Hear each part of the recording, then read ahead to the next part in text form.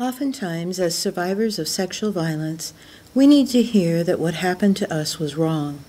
We need to be believed, we need to be listened to without judgment, and we need to be reminded that what happened to us was not our fault.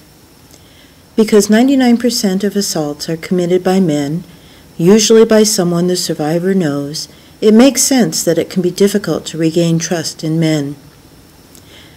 Knowing this, the following men volunteered to speak to survivors. They send a message of hope, of courage, and of support for survivors of sexual violence.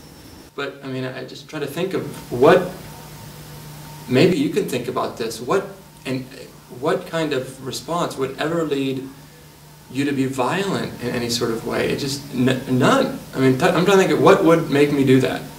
Nothing, right? So there's really, you know, when there's a sense that you caused this in any way, that's just flat out impossible. If you put yourself in those, what could someone do to you that would make you react that way? And your response is probably nothing, right? So that just shows how much it's not about the person that's receiving this. It's about the person that's engaging in this behavior. Whatever I can contribute to making you not feel like it's in any way your fault, because again, there's really nothing that one does that in any way asks for, deserves, suggests anything as sort of violent response.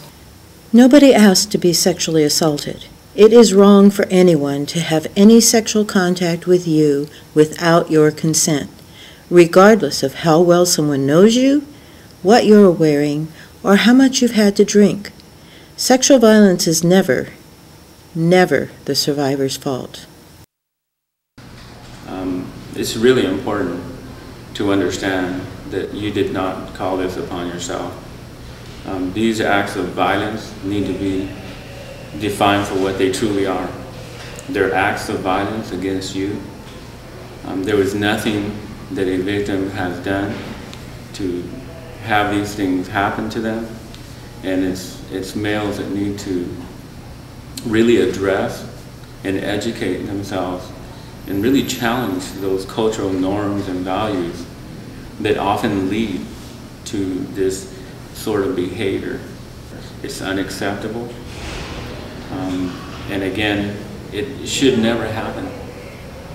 And so for those of you who have unfortunately been victims of these things, just know that it was nothing that you have done.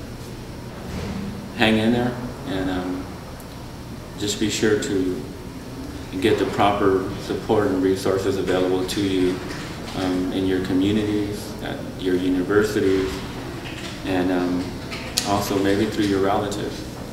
So good luck, and I hope and wish the very best for you. If you or someone you know would like to talk about something that's happened, here are some free, confidential resources in the UC Santa Barbara community.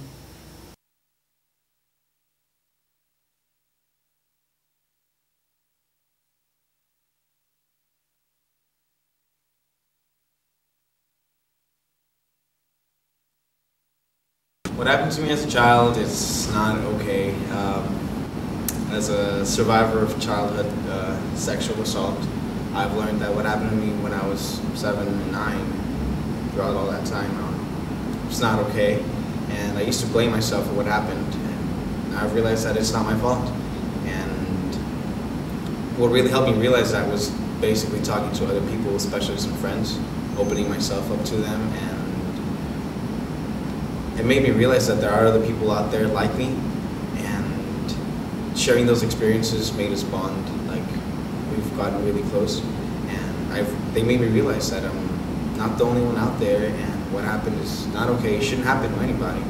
And even though it happened, it's not my fault.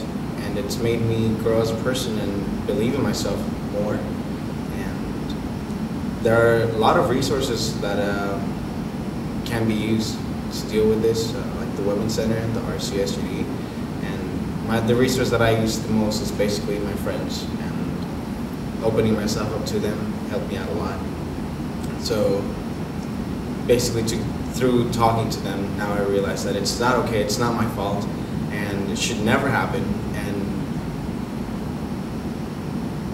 all I can do now is just, it's still a scar in my mind, my body, but pick my head up and keep going. And it's not my fault.